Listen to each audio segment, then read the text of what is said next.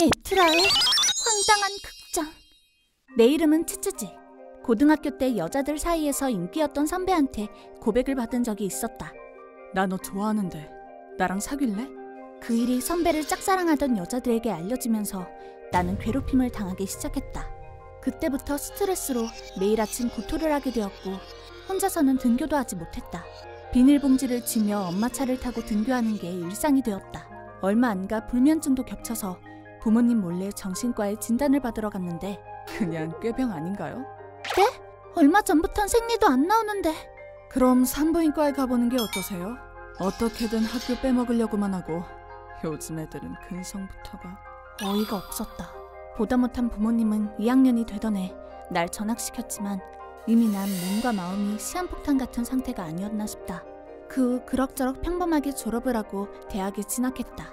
3학년이 되어 취업 준비를 할 때 아침이네. 일어나야지. 왜 이러지? 몸이 무거워. 1교시 수업 있는데 얼른 일어나야. 왜 이러지? 머리가 멍하고 토할 것 같아. 그때랑 같은 느낌이야. 안 되겠다.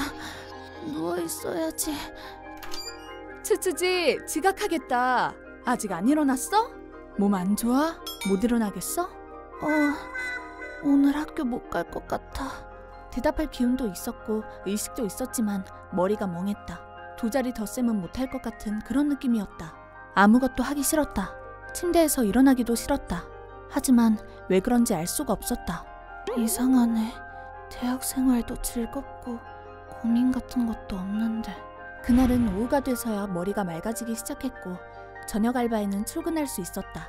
하지만 그날 이후 매일 아침 같은 증상에 시달려서 한동안 학교를 나가지 못했다. 불행 중 다행으로 엄마는 이런 나를 이해해 주었다. 예전에 갔던 정신과에 이번엔 엄마와 같이 갔는데 꾀병이네요. 이 돌팔이가 진짜?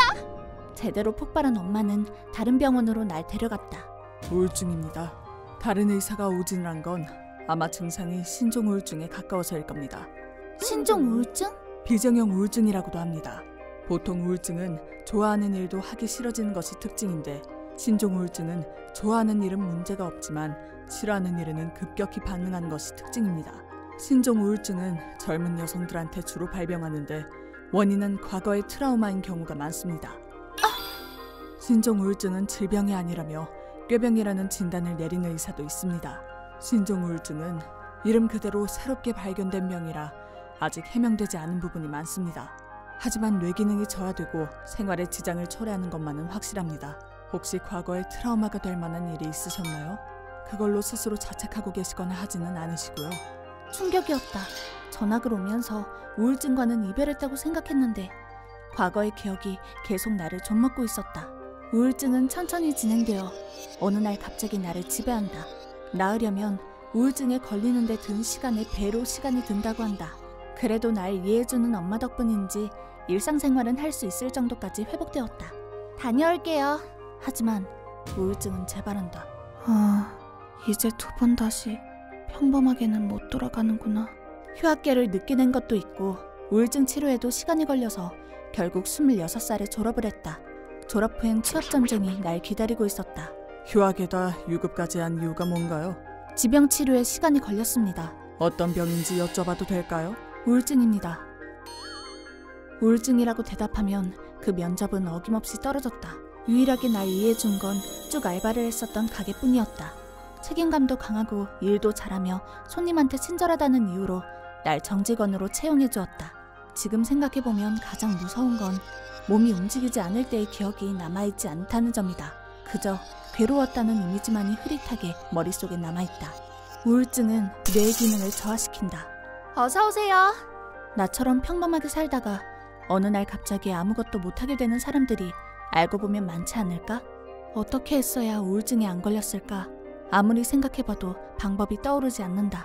나처럼 집단 괴롭힘 때문에 시한폭탄을 끌어안게 된 사람은 대체 어떻게 해야 그 폭탄을 해체할 수 있을까? 한번 나처럼 우울증에 걸려버린 사람이 완치되려면 어떻게 해야 할까?